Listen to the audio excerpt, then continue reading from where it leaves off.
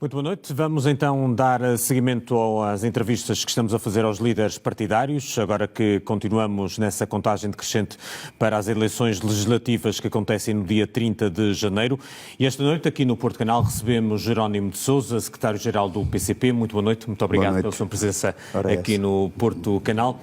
Nos últimos dias temos ouvido algumas posições, quer da sua parte, quer também do Partido Socialista e António Costa, nomeadamente ouvimos, por exemplo, o António Costa dizer que falar de falta de confiança em relação ao PCP. Também ouvimos da sua parte dizer que o Partido Socialista em determinada altura também mostrou uma certa falta de abertura para acolher as propostas que o PCP na altura colocou em cima da mesa, as tais 3 condições e 3 propostas que o PCP queria ver concretizadas para poder viabilizar o orçamento na generalidade na altura. A pergunta que eu lhe coloco é se nesta altura, para si, na sua cabeça, a porta está fechada a algum entendimento ou se, na sua opinião, há margem para poder haver algum tipo de convergência, algum tipo de entendimento, algum tipo de diálogo com o Partido Socialista numa situação de uma maioria relativa para o Partido Socialista? Bom, em primeiro lugar, eu acho que o nunca em política geralmente não resulta, não se verifica. Nós consideramos que é chegado um momento de demonstrar que tudo fizemos numa postura construtiva, de proposta, de enfoque sobre as tais 3 questões que nós consideramos fundamentais, designadamente as questões do Serviço Nacional de Saúde, as questões da legislação laboral, a questão da valorização dos salários, não só o salário mínimo, como também o salário médio, como questões centrais que mereciam uma resposta. E a resposta do Partido Socialista falhou. Porque o Partido Socialista, houve um momento, portanto isto é uma percepção, como agora se diz, uma percepção de que o Partido Socialista tinha esgotado, digamos, a abertura para a consideração de questões de grande urgência, de grande atualidade. E sentiu que não havia margem, foi isso? A determinada altura, portanto, é isso? Ou seja, a margem do Partido Socialista tinha acabado. Tinha acabado, é isso? Tinha acabado. Particularmente em torno destas 3 matérias, outras matérias que também poderiam ser colocadas, e verificou-se de facto que o Partido Socialista tinha limitações, portanto, em relação à política de reposição, de conquista e defesa de direitos, que precisavam de facto de uma outra resposta. Eu, designadamente, a questão, por exemplo, da caducidade da contratação coletiva, que é uma questão fundamental. A gente fala muito do salário mínimo nacional, mas temos a questão dos salários médios, que precisam de uma valorização. E a verdade é que a caducidade da contratação coletiva é um cutelo que se levanta sempre sobre a cabeça dos trabalhadores, das suas organizações, na medida em que um contrato coletivo comporta um acervo de direitos que permitem, digamos, não só a negociação, mas passos adiante nas matérias reivindicativas, nas questões dos salários, na questão dos horários, nas questões da própria liberdade sindical, no combate à precariedade. Portanto, e o Partido Socialista não nos acompanhou. E foi isso que fez com que o PCP também não viabilizasse, pelo menos na generalidade desse orçamento, foi o sentir que não havia espaço depois, mesmo na especialidade, para a discussão desses pontos? Foi isso? São 3 elementos importantíssimos, mas não são únicos. Nós muitas vezes dizemos que os problemas nacionais se agravam. Eu prefiro dizer que os problemas acumularam-se. Encontramos respostas parciais, importantíssimas, que não desvalorizamos. O PCP não perdeu nenhuma oportunidade, se fosse em relação aos direitos, se fosse em relação aos livros escolares, em relação às creches, em relação aos transportes, um conjunto de avanços importantíssimos que não podem ser desvalorizados. E o que é que acha que aconteceu, então, para determinada altura, esses avanços não terem acontecido, na sua opinião? O Partido Socialista houve um momento em que decidiu não bater-se por soluções, mas por eleições. E por isso, digamos, aquela posição de fechada, uma posição, portanto, pouco aberta à consideração de novas questões, designadamente, portanto, dessas três, nós não exigimos o céu e a terra. Procuramos, digamos, neste contexto e nesta fase da vida política nacional, dar contribuições para avançar para que as pessoas, particularmente os trabalhadores, os reformados, os pequenos e médios empresários, sentissem que havia, portanto, de facto, uma luz ao fundo do túnel e possibilidades de avançar. O que está a dizer é que o Partido Socialista, a determinada altura, ficou fixado na maioria absoluta, é isso? Porque Sim. poderia, eventualmente, indo a eleições, poderia atingir essa maioria absoluta, é isso? Repare, começaram por falar numa maioria, depois começaram a falar numa maioria duradoura e estável, depois passaram por uma terceira fase. Maioria mais um? Maioria mais um, e depois a maioria absoluta. Assim, tocou. E pensando, de facto, em eleições, confiando possivelmente em sondagens, não sei, não imagino, que os levasse, portanto, a sonhar que era possível alcançar uma maioria absoluta. Uma maioria absoluta que o PS desejava não para garantir essa estabilidade, não, era para ficar com as mãos livres em torno dos objetivos que os animava, porque se de facto não tinham nenhuma proposta convergente com as posições do Partido Comunista Português, naturalmente jogou essa cartada, portanto, enfim, eu até admito que seja legítimo. Agora, é legítimo o PS pensar nisso, como legítimo é, digamos, nós considerarmos que o PS abandonou, portanto, essa perspectiva de avanços para se fixar, portanto, nessa questão da maioria absoluta. Nessas conversas que foram mantendo com o Partido Socialista, o PCP também cedeu em alguns momentos? Porque muito se tem discutido nesta questão se houve ou não houve cedências de parte a parte. Não, por exemplo, portanto, chegou um momento em que, em relação, por exemplo, ao salário mínimo nacional, houve ali o esboço de aproximação. E houve cedências de parte a parte, é isso? Naturalmente, nós tínhamos um valor, portanto, de 850 euros, portanto, admitimos os 800. O Partido Socialista fixou-se nos 705, portanto, enfim. Depois, e esta proposta dos 900 para 2026, que agora foi anunciada pelo Partido Socialista? Pois, este hábito começa a ser demasiado de atirar lá mais para a frente com propostas que possam ser concretizadas. Porque acha que não é uma proposta séria, é isso? Eu não sou desconfiado, mas, portanto, enfim, tem que haver de facto um faziamento. A par de uma outra questão, já não é só o salário mínimo nacional. O PS diz que, sim senhor, portanto, os salários, tanto médios, vão ter que ser valorizados. Sim, é uma das propostas também, sim. Como? O melhor instrumento para que isso se concretize é a caducidade da contratação coletiva, porque o Governo decide mínimos, estamos a falar do salário mínimo nacional, não disse nem uma palavra sobre como é que pretende a valorização dos salários médios. E essa questão, portanto, está colocada particularmente de um Partido Socialista que é governo e que como é que responde, por exemplo, aos trabalhadores da administração pública? 0,9% de aumento? Em que todas as estatísticas demonstram que isso vai ser comido pela inflação? Que patamares, que formas, portanto, de se chegar, portanto, a esse objetivo? Atirando para 1926 ou portanto, 2026, fica esta dúvida. Quais são os instrumentos, quais são os meios? Portanto, olha mais para esta medida com desconfiança do que uma aproximação, eventualmente, àquilo que também poderão ser, eventualmente, posições de partidos como o PCP, por exemplo, está mal explicado, nesta matéria. É isso? Está mal explicado. Porquê? Porque se neste momento existe esta disponibilidade para, em relação ao salário mínimo, avançar, mas depois, em relação ao salário médio, atira para as calendas sem saber bem como é que se faz, tal como, por exemplo, aquela proposta da redução da semana de trabalho para os 4 dias. Para os 4 dias, sim. Como é que vão fazer? Portanto, sobra uma pergunta fundamental. Reduz o horário e reduz o salário? Ou não? Isso também não está aplicado. E por isso mesmo é que nós continuamos a considerar que é possível, que são possíveis soluções.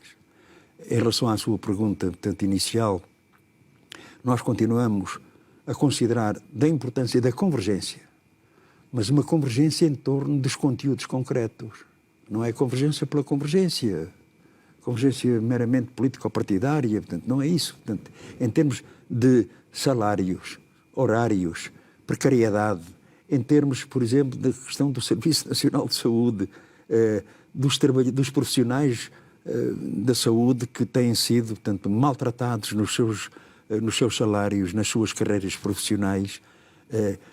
Como é que essas afirmações e essas promessas têm concretização se depois não há uma explicação concreta? E este é um desafio que colocamos. Convergência, sim senhora, mas a partir de conteúdos concretos. Nós não estamos numa posição, portanto, de sozinhos, isolados, a levantar a bandeira, não. Portanto, nós queremos convergir, mas convergir em torno de questões concretas. E para essa convergência, ou para essas convergências, que eu presumo que esteja a falar, portanto, o PCP continua aberto a essa convergência e a dialogar com o Partido Socialista num cenário pós-eleitoral. Existe alguma matéria ou algumas matérias em que o PCP não abre mão dessas mesmas matérias ou dessas mesmas alterações ou medidas? E quais é que elas são, na sua opinião? Se nós procuramos a convergência, naturalmente temos que ser promotores dessa mesma convergência. Não vamos com imposições, isto ou nada, não é isso. Portanto, um processo de convergência é muito mais do que isso. Aliás, verificou-se nesta fase da vida política nacional, em que muitas vezes, digamos, teve que haver um esforço de parte a parte para conseguir, portanto, que uma convergência concreta, com aspectos concretos, permitissem avanços como se verificaram. Os impossíveis verificaram-se. Os manuais escolares, os transportes, as creches, a valorização do próprio salário mínimo nacional, mesmo insuficiente. Um conjunto de propostas que hoje estão plasmadas na legislação em que foi possível essa convergência. Não se tratava aqui de um governo de maioria, como, portanto, muitas vezes se afirmava. Não. Portanto, nós estávamos perante um governo minoritário. Estávamos perante um governo minoritário do PS.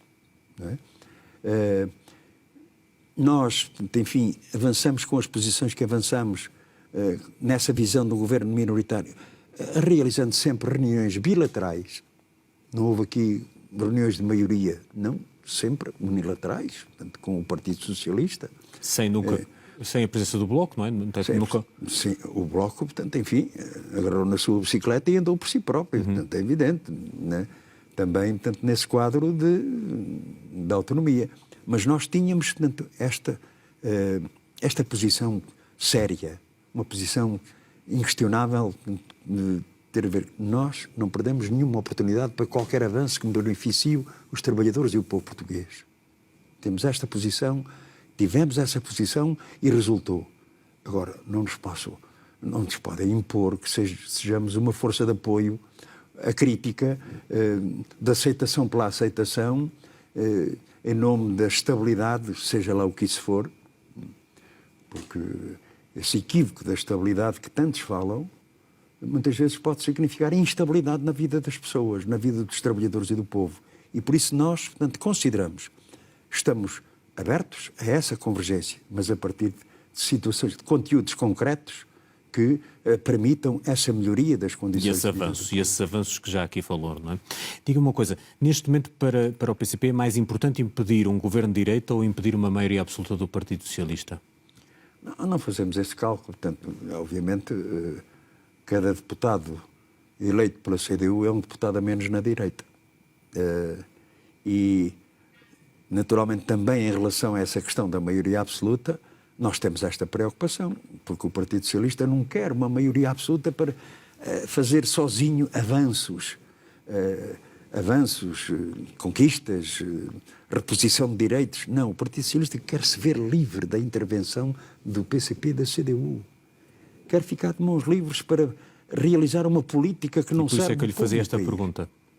Diga. Por isso é que eu lhe fazia essa pergunta, porque sei que em relação à maioria absoluta também tem uma posição muito clara de que ela é nefasta para o próprio desenvolvimento do país, seja ela de direita, seja ela de esquerda, não é? Sabe que esse é resultado também de muitos anos que aqui ando, não é? Em que me permite, portanto, olhar, portanto, para esse passado e verificar que sempre que existiu maiorias absolutas, o país andou para trás. Com o PS, com o PSD, portanto, mas a verdade é que o povo português pagou caro.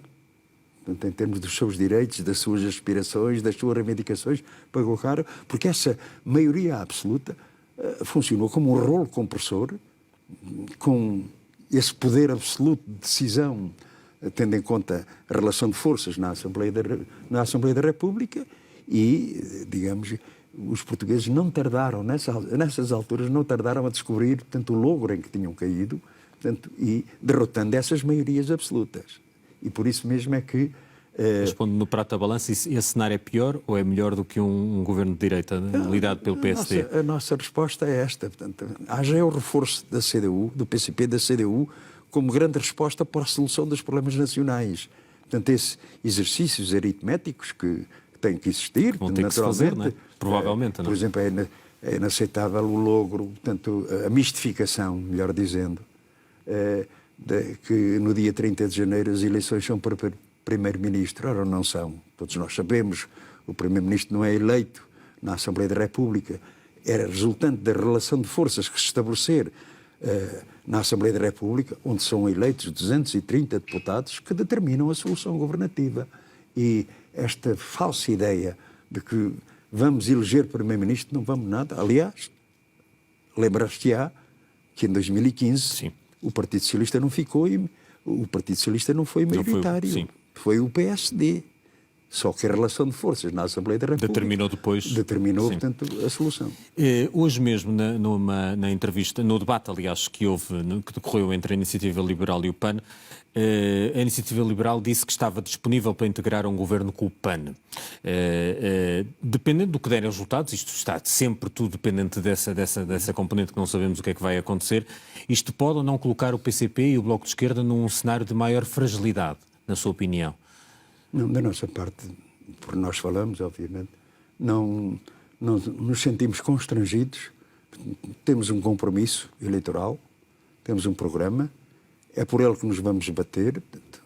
Vamos aguardar, portanto, o resultado das eleições legislativas com determinação, com esperança e confiança e sempre disponíveis para essa convergência, portanto, no quadro daquela relação de forças concreta, sem nos sentirmos pressionados, dispostos a construir e não a destruir pela destruição. Não, porque não fazemos isso. Portanto, estamos disponíveis, naturalmente, tendo em conta os resultados que o povo português, portanto, nos entende atribuir, aqui estamos como força construtiva, mas não peçam ao PCP, não peçam à CDU que abdique de questões que têm muito a ver com a vida, se quiser. Com a vida de milhares e milhares de desempregados, de pobres que existem no nosso país, da possibilidade real de desenvolver o país. Nós temos uma necessidade absoluta de produzir. Portugal tem de produzir. Um país que não produz está condenado. É preciso, de facto, que a nossa produção nacional aumente em diversos níveis e o desenvolvimento económico ser uma linha fundamental em relação, por exemplo, mesmo aos dinheiros lá do PRR. Sim. PRR, portanto, é dinheiro para quê? Dinheiro para investir na nossa economia, nos problemas que temos, nos déficits estruturais, déficit demográfico, déficit agroalimentar, déficit produtivo, déficit tecnológico. Que resposta temos para isto? Produzindo. Eu não vejo outra solução, portanto, só se houver alguma ideia miraculosa de que é possível, enfim, sairmos desta situação. Não é acreditar que o país tem possibilidades, respeitando e valorizando o trabalho e os trabalhadores, respeitando e valorizando tanto os pequenos e médios empresários e pequenos agricultores. Esta deve ser a linha e não, digamos, os jogos políticos para manter tudo na mesma. Nós não fazemos isso. Temos o nosso programa, temos o nosso compromisso, vamos bater-nos por um bom resultado, o povo português decidirá. Falar em resultado, 2015 houve 17 mandatos, conseguiram, depois de 2019 passaram para 12. O que é para vocês um bom resultado? É manter estes 12? Naturalmente aumentar, ficariam sempre satisfeitos? Naturalmente um melhor resultado? E juntando a estes dados, eu queria também juntar estes últimos dados da última sondagem, que de resto saiu hoje da Universidade Católica, que diz que a CDU consegue 6%, portanto consegue manter-se como a terceira força política neste momento, segundo essa sondagem. Portanto, consegue manter mais ou menos o resultado que alcançou em 2019. Ficaria satisfeito com estes 6%? Não, Ou já ficaria satisfeito com estes 6%? Melhor colocando a pergunta. Bom, parece que há aí uma luta, portanto, pelos terceiros, quartos ou quintos ou sextos lugares. Tem-se falado muito nisso. O nosso objetivo é, portanto, reforçar, portanto, o número de deputados e de votos. Este é o nosso objetivo que temos. Enfim, preocupa, por exemplo, a subida do PSD, que está... Nunca a diferença entre PS e PSD foi tão curta como agora, nesta sondagem, por exemplo. 6 pontos percentuais apenas. Quem tem que estar preocupado é o Partido Socialista quando, portanto, afunilou tudo para uma possível maioria absoluta. Eu acho que esta intranquilidade que se nota no Partido Socialista tem a ver com uma cartada em que apostou forte da chamada maioria absoluta e começa a ver que isso não é assim tão fácil. Portanto, da nossa parte, este é o objetivo que temos. É possível reforçar o número de votos e o número de mandatos. Os eleitores decidirão, mas nós temos esta confiança resultante daquilo que fizemos, daquilo que conquistamos, daquilo que avançamos, onde tem sempre a marca do Partido Comunista Português. Aliás, essa estratégia do Partido Socialista e de António Costa, enfim, dizer que depois deitaram o governo abaixo, não, portanto, a Assembleia foi dissolvida por mão do Presidente da República e agora nós temos esta confiança. E agora é, sim ou não, é possível a convergência para resolver os problemas nacionais. Portanto, não peçam mais clareza ao Partido Comunista Português. Somos francos, combativos, naturalmente, confiantes, mas com esta convicção profunda. É possível desenvolver o país, é possível mais justiça social, é possível mais desenvolvimento económico. Assim, as forças progressistas queiram, e cá estamos, contem com o Partido Comunista Português para essa batalha. Já sabemos há muito tempo, e a posição do PCP não mudou nunca nessa matéria, tem sido bastante coerente, no que toca à questão da regionalização. Eu queria perceber da sua parte em que moldes é que essa regionalização deveria acontecer ou deverá acontecer depois desse tal referendo que supostamente irá acontecer em 2024, segundo anunciou já o atual Primeiro-Ministro. Em que moldes é que isso poderá acontecer, na sua opinião? Ou que deveria acontecer? Saberá que é daqueles princípios constitucionais que tardam em ser concretizados. Sim. Portanto, são décadas. E nós defendemos, de facto, a regionalização e não este simulacro que o Partido Socialista, com a ajuda do PSD, fez da descentralização. Portanto, descentralização não é regionalização. Portanto, em que as regiões, consideradas, portanto, em termos de igualdade de possibilidades e oportunidades, de permitir, portanto, uma verdadeira descentralização sob o comando, portanto, do poder regional. E a verdade é que o entendimento do PS com o PSD levou a mais um adiamento, independentemente dessa declaração. De um referendo para 2024, não é? Portanto, há uma norma constitucional, portanto, que deve ser sempre considerada, é evidente, mas o poder local, portanto, é o patamar, é o degrau primeiro da nossa democracia. Portanto, e é a partir desse poder regional, local, portanto, conselho, freguesia, portanto, em termos de centralidade, poder decidir com os seus órgãos, decidir, portanto, políticas, projetos, programas, com o apoio, naturalmente, do Poder Central. Não nós defendemos a autonomia, não defendemos a independência. Certo. Defende, por exemplo, assembleias regionais, por exemplo? Sim, um modelo desse género? Dar a palavra ao povo, permitir uma ideia de proximidade desse poder local. Creio que é fundamental para o nosso próprio desenvolvimento económico, para combate às assimetrias. Nós sabemos o estado do interior. Sim, a diferença que há entre o interior e o os litoral. retrocessos que se têm verificado, as desigualdades entre uma região concreta e aquela mais ao lado, com dificuldades tremendas que não têm capacidade de resposta para os seus habitantes. Eu creio que era fundamental e consolidava a democracia portuguesa a concretização desse princípio constitucional da regionalização. Há aqui uma questão que eu gostaria também de discutir consigo e esclarecer. Já sabemos que são a favor da regionalização, mas ao mesmo tempo, Jerónimo de Sousa, o PCP, por exemplo, é a favor e foi a favor da nacionalização da TAP, onde o governo teve que injetar milhões para de facto salvar a TAP, como se costuma agora dizer. Uma empresa que neste momento, eu diria, representa aquilo que é o maior símbolo do centralismo que há em Portugal. Quer dizer, como é que isto é compatível? Isto é, defender uma regionalização para um país, mas ao mesmo tempo defender a injeção de tanto dinheiro, que neste momento já vai quase numa injeção semelhante àquela que aconteceu no Novo Banco, numa empresa que representa aquilo que há de mais centralismo. Isto é, porque é uma empresa que neste momento opera praticamente a partir de Lisboa e que se esquece muitas vezes, não é só do Porto. Podemos falar do Faro, podemos falar das ilhas, por exemplo. Como é que se compatibiliza uma coisa com a outra, Jerónimo de Sousa?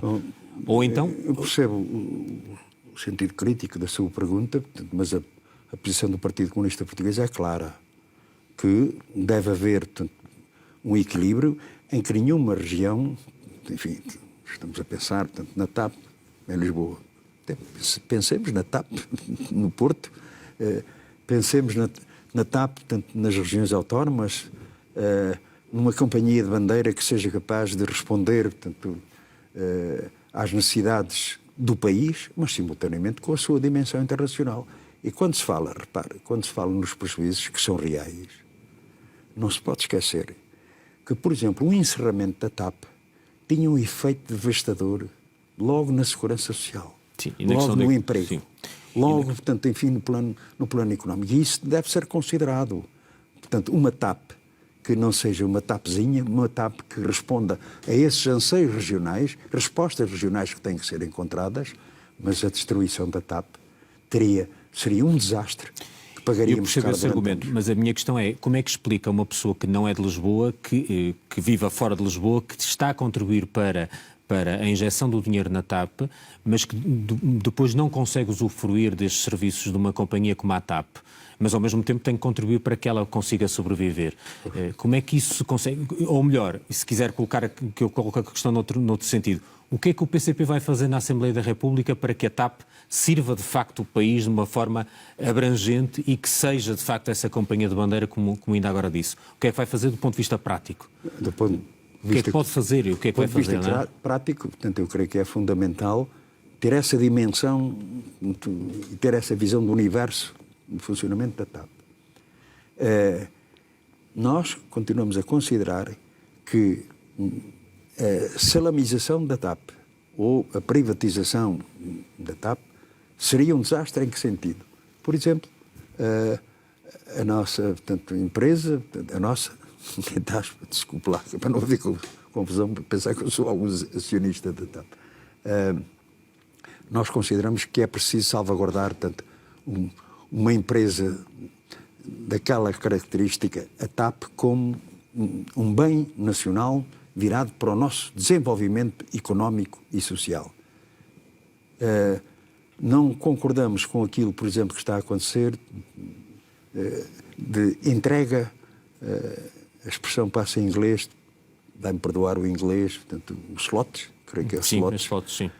Estás 18 slots. Os nomes que eles inventam para não te explicar, portanto, o que é que se pretende é entregar pistas à concorrência. É isso que a União Europeia impôs, portanto, digamos, à TAP. Afirmação soberana daquilo que queremos eu creio que é importante não estar à espera das ordens de Bruxelas. A importância de uma forma soberana, decidirmos o que é melhor para a TAP, o que é melhor para Portugal. De um ponto de vista soberano. Não é, portanto, num seguidismo limitador, portanto, que espartilha, que condiciona, portanto, à espera das ordens, das decisões da União Europeia sobre a TAP. Discordamos profundamente. Mas não acha que a este nível se discutiu pouco, na Assembleia, e o Jerónimo de Sousa esteve lá, não se discutiu pouco a este nível na Assembleia da República, isto é, do papel da TAP a nível da resposta que a TAP deveria ter a nível nacional? Não acha que se deveria ter discutido mais, ou se poderia ter discutido eventualmente mais desse papel? Se consultar os diários da Assembleia da República, posso garantir-lhe que lá encontrará, portanto, não uma, nem duas, nem 5 vezes as questões relacionadas com a TAP nas suas dimensões diversas, como nós estivemos aqui a analisar. E a verdade é que houve pouca vontade política por parte, designadamente, do governo do PS, que esperou mais pelas decisões, tanto de Bruxelas, ou condicionalismos vindos de Bruxelas, do que uma visão autónoma, soberana, portanto, decidir desse futuro. Portanto, e é essa a crítica que fazemos, na medida em que, como mil diabos, então a Lufthansa, portanto, está ameaçada de intervenção do Estado ou de uma solução, portanto, estrangeira. Não está. Portanto, os alemães defendem a sua própria soberania. Percebe-se isso. E porquê é que devemos estar sempre de chapéu na mão? E de mão estendida? Porquê? Porquê é que o PCP foi contra a vinda do Tribunal Constitucional para Coimbra? Nós tivemos, portanto, enfim, a posição que tivemos, porque consideramos, tendo em conta o momento, tendo em conta, portanto, o sentido da eficácia do funcionamento do próprio Tribunal Constitucional, se viesse para Coimbra, portanto, tenho a opinião que não morria ninguém, não é? Mas, portanto, uma tal mudança súbita, acho que não resultaria, portanto, e a ponderação deve ser Acha que não era o momento, era isso? Apesar de poder ser uma medida que podia dar um sinal da tal descentralização e da tal... Mas acha que não seria o momento ideal, é isso? Não, portanto, eu considero que, em termos de centralização, o Governo descentraliza meios, verbas, projetos. É disso que o interior precisa, fundamentalmente. E precisamos muito da TAP, claro. Olhando para o compromisso eleitoral do PCP, um dos pontos que lá tem a ver com a questão do despovoamento, que ainda há pouco aflorava e que aqui na nossa região, no Norte, é também muito evidente quando olhamos sobretudo para o interior. E de resto os censos de 2021 detectam precisamente isso. E não estamos só a falar, estamos a falar até da diferença entre litoral, e quando falamos de litoral, por exemplo, o Porto em relação a Bragança, por exemplo, há uma diferença muito grande. Em relação a este fenómeno, que medidas é que acha que devem ser tomadas para combater este fenómeno do despovoamento, sobretudo do interior, face ao litoral? Porque há cada vez mais a tendência para as pessoas continuarem a vir para o litoral, ou então cada vez mais saírem do país, das duas uma, não é? Fixou bem, portanto, o problema do interior, portanto, os processos de desertificação, despovoamento. Porque ainda não ouvi muito esta discussão nos debates, infelizmente. Discute-se pouco esta questão, não é? Até agora, não é? Aliás, não se discutiu de todo, não é? Eu quero lhe dizer, na pré-campanha, podem não nos ligar nenhuma. Portanto, é evidente que admito muitas vezes que isso acontece. Mas temos, nas deslocações que fizemos a Bragança, a Vila Real, a Guarda, a Castelo Branco, portanto, onde procuramos dar centralidade às questões do desenvolvimento regional, às questões da regionalização, ao combate, portanto, ao déficit demográfico, particularmente. E perguntou-me, portanto, eu gostaria de responder. A questão do despovoamento, sim. Como é que combatemos o despovoamento? Sim. Se fechou o correio, se fechou a estação de correio, se fecharam, portanto, as escolas básicas, se fecharam serviços públicos, se fecharam, portanto, balcões do banco, o que é que sobra? Sobram algumas escolas, mas mesmo assim, portanto, com déficit. É claro que os jovens casais, perante esta situação, o que é que fazem? Não vão ficar ali a olhar para o céu, à espera de algum benefício divino. Portanto, sentem que têm que alterar as suas vidas e vir, naturalmente, para o litoral, com todos os desequilíbrios que isto provoca. Outra solução, já referiu e bem, é a questão da imigração. São jovens casais que estamos a falar, não estamos a falar sobre rapazes da minha idade, passo o termo. Portanto, o problema é que ficam sem alternativa, abandonam as suas terras, fixam-se no litoral, às vezes em condições muito difíceis, porque o litoral não é um Eldorado.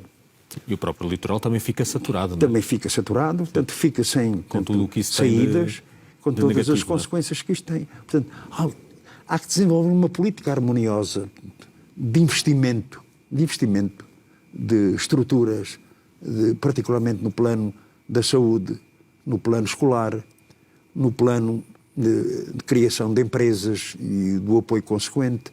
Eu creio que é possível essa fixação, mas se ficarmos só, portanto, na expectativa de que, enfim, os jovens casais onde encontrar uma saída, eu acho que isso vai ser um desastre. Nós temos, de facto, esse déficit demográfico. Os censos, como terá sabido, portanto, demonstram um agravamento. E nós precisamos, de facto, de prender os nossos jovens, portanto, a nossa riqueza maior, portanto, para desenvolver o país. Mas o que é que um casal há de fazer? Se vem para Lisboa, só a renda da casa, portanto, come um salário mínimo nacional, pelo menos. Como é que os jovens fazem? Queria ainda ouvir uma última resposta sua a esta questão, que está na ordem do dia, que tem a ver com a questão do voto de quem está em isolamento. Como é que isto se vai resolver? Há aqui agora a possibilidade do Governo já avançou com essa possibilidade de suspender o isolamento para essas pessoas para poderem votar. O que é que lhe parece esta medida? A Assembleia da República teve a oportunidade de legislar a determinada altura sobre esta medida, sabendo que, ainda por cima com a experiência que até tínhamos para trás das eleições presidenciais, que aconteceram em pleno mês de janeiro também numa altura muito complicada, podia ter previsto alguma situação, alguma medida para uma situação semelhante. O que é que lhe parece todo este cenário? Como é que acha que isto se vai resolver? Ou e se acha que esta medida é razoável ou não, no seu entender? Nós temos que partir de uma premissa que é o direito de voto é um direito inquestionável. Mal será o dia, portanto, em que nós tínhamos que abdicar, portanto, desse princípio fundamental do exercício da democracia e da liberdade, portanto, o direito ao voto. Este é um princípio fundamental, inscrito no capítulo dos direitos, liberdades e garantias fundamentais. Em relação à pergunta que coloca, portanto, naturalmente nós temos aqui um problema. E dissemos, portanto, e reafirmamos que é preciso encontrar, portanto, soluções. Não cabe ao PCP, não cabe a si, portanto, encontrar, portanto, as soluções. Mas que é possível, portanto, atempadamente tomar medidas. Deu aí um exemplo, portanto, que o Governo, portanto, adotou, que uma pessoa, portanto, com a devida proteção sanitária, eu quero sublinhar por baixo, para não haver qualquer confusão, num processo de proteção da pessoa, do votante e daqueles que possam estar mais próximos. Tomar essas medidas não é fácil. Sejamos honestos. Portanto, há quem até defenda horas diferentes de votação. É de uma complexidade. Por exemplo, não sei. Porque tem que garantir, portanto, presencialmente e de uma forma fiável, não é? Para não permitirmos aí qualquer chapelada, passo o termo, em relação à votação. E o Governo, portanto, já deu passos adiante, portanto, eu acho que devia ter desenvolvimentos e concretização, sempre a pensar que o direito à liberdade de votar continua integral, portanto, no nosso país. Jerónimo de Sousa, muito obrigado por ter vindo aqui ao Porto Canal em Nota Informativa. Obrigado. Muito obrigado. Um abraço. Muito obrigado. Termina assim esta entrevista ao secretário-geral do PCP, aqui na Noite Informativa do Porto Canal, que prossegue agora com o Zé Pedro Fernandes.